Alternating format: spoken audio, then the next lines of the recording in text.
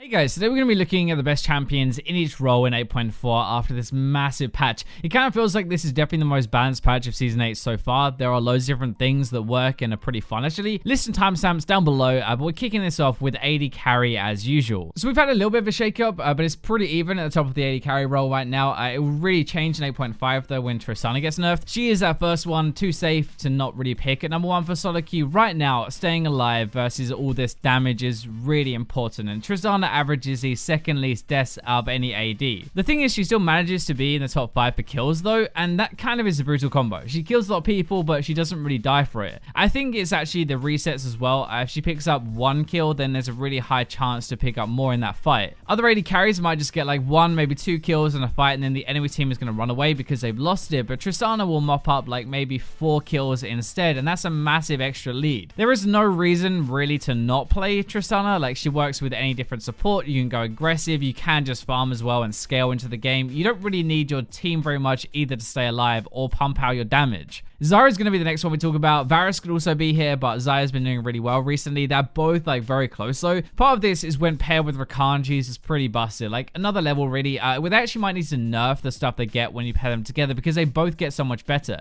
You have a really strong lane with these two together. Good all-in fights. The crowd control chain as well that can like set up a lot of easy kills. You like kind of snowball your lead. Most people go over to 100% crit now, so you get your Essence Reaver, your Rapid Fire Cannon, your Infinity Edge, and instead of going like Guardian Angel, Bloodthirst, and next you would go into your Shiv. You have more healing from Fleet Footwork, more damage from your W bonus as well, even guaranteed Shiv crits at the same time, which is a lot of burst damage. She's also just very safe though with her ultimate. Not quite as safe as Tristana, but still pretty good at that, and has a really high damage average per game because of her AoE feather damage. Jinx is going to be our last one, honorable mention. Just really strong mid game now after those recent buffs. Better attack speed, feels better to play, and pumps out way more damage at like 1 to 2 items than she was before. Golden below, she is the best AD carry you can play, has the highest win rate right now in those elo brackets. Her resets are similar to Tristana to kind of mop up the fights, but also just very simple to play. Right click with your rocket form, right? And you're going to at least be useful. You don't really need the other stuff in your kit.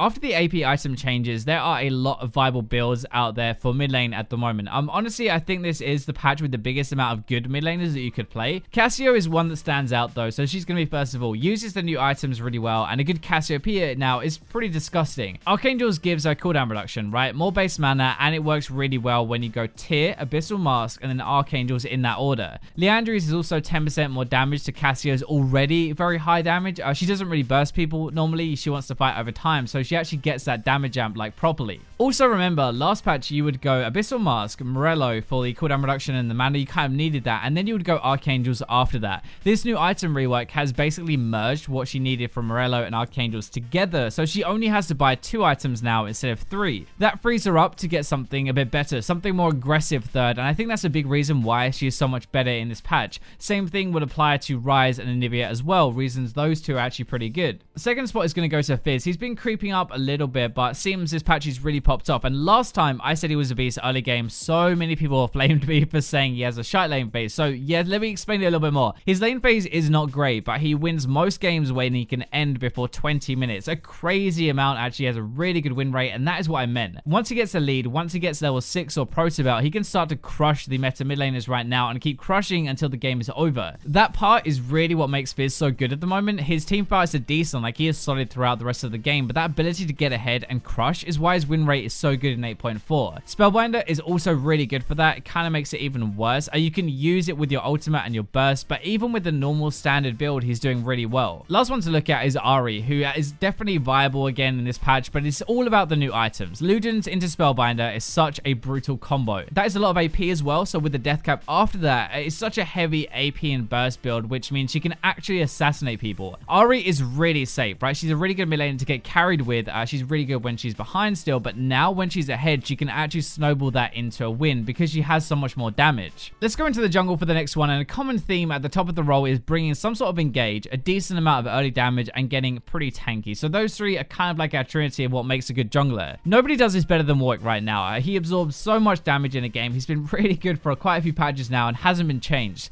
The new Ascend is really good on him, by the way, probably more like late game, but they changed it to be better for melee now, and it adds a lot of damage for him if you want want to try that out. To be honest, he doesn't really need it though. He does a decent amount of damage with Red Smite and Titanic anyway. He's just a beast for the first 25 to 30 minutes of the game. His win rates are crazy high at that point. He is too tanky really, has damage reduction from his kit and builds a Hydra, so he'll actually be able to soak your damage while jumping in and killing you. He's also a beast at dueling with his heal, fear, and damage at the same time, so it's really hard to 2v2 or 1v1 him at any point early, and that can actually like twist around a game if you're ganking and Warwick comes in to counter it. Volibear is actually really good again. This is probably one of the biggest jumps from awful to good in one patch that we've seen for a while, definitely in Season 8 at least. Especially when he didn't get a rework or anything. The buffs were not that massive or didn't seem that massive for him. The E-change is really good for him, but it's a lot like why Warwick or Skarner or Sejuani work. Like he's tanky, he can duel people, he ganks really well, and he can engage at the same time, which is perfect. I think I said this yesterday in the career video, but Morello used to counter him really hard. When he was low health enough to proc his passive healing, the healing reduction would apply as well. Now people do not rush Morello anymore. It's so much better for him early into the game, and that is actually a big reason why he can fight more and be a lot stronger.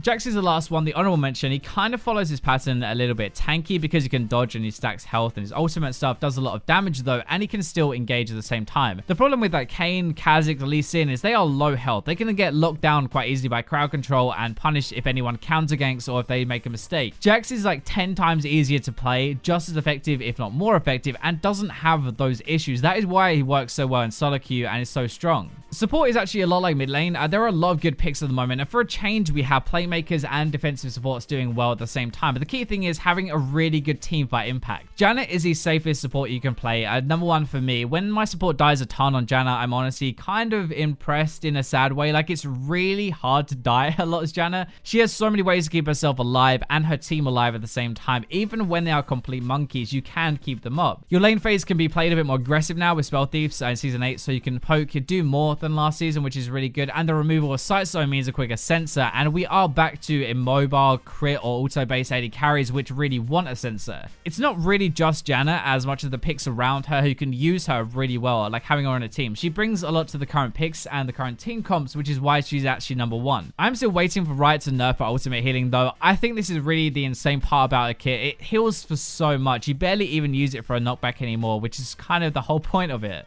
Nami is the next one, same style but a little bit different, and the different part is what makes her so good. More focus on the lane phase and falls off a little bit harder than your other standard sensor supports. Her damage is pretty high and she brings a lot of crowd control which AD carriers can chain on top of and go aggressive and kind of follow up from it. She's kind of the middle ground though between Janna and full engage. You can do both jobs, which makes you pretty good in any single game. Your heal is always going to be good, right? Helps about AD carry, you can't retrade, nice for solo queue. This is why I love playing with Nami. I think it's just giving her more damage in Season 8, and she can use her entire kit to go in or to protect people. You can bubble to set up a fight and get ahead in the lane phase, but you can also use it on somebody who engages to save your team. Same with your ultimate wave or your slow from your E. Braum is the last one we're going to mention here for supports. A champion that needs you to actually put in some work to be good, but is a real beast at the moment, especially in team fights. Your passive is a key thing that does a lot more than is obvious. I love playing with a Braum in team fights. It changes the whole pace of the game because you can kite so much easier. He's a really good disruptor. That is kind of his job. He can make plays as well, but he's just the most pain in the ass champion to get past onto his backline. So top lane finally, and yes, you can play Volibear top lane now with the new Wit's End if you want to, and it's actually pretty good, but these are a bit more standard. Bring in some front line, but a good lane phase is really important. Sion is going to get a nerf soon, I'm pretty sure. Played a lot more and just demolishing basically everybody in every matchup. Looking back, I think it was actually bug fixes that broke him. Weirdly enough, that fixed a few of those, and suddenly he jumped right to the top. He was already good, but now just really good. Sion has such an overloaded kit when you think about it. He's just not very popular, which is why he wasn't touched before. His Q has a knock-up, W big shield, E slow, and ultimate knock-up. They all do good damage as well on top of that crowd control, but it's really his ultimate engage for solo queue. You charge in, you chunk them down, but catch them with their pants down. The insane part for me is that he literally runs into team fights and his passive is designed for him to die first, but he has the second lowest death average per game out of every top laner. That is kind of the problem right there. A tank who does a lot of damage, who has a lot of crowd control, builds full tank, but runs into fights and just does not die.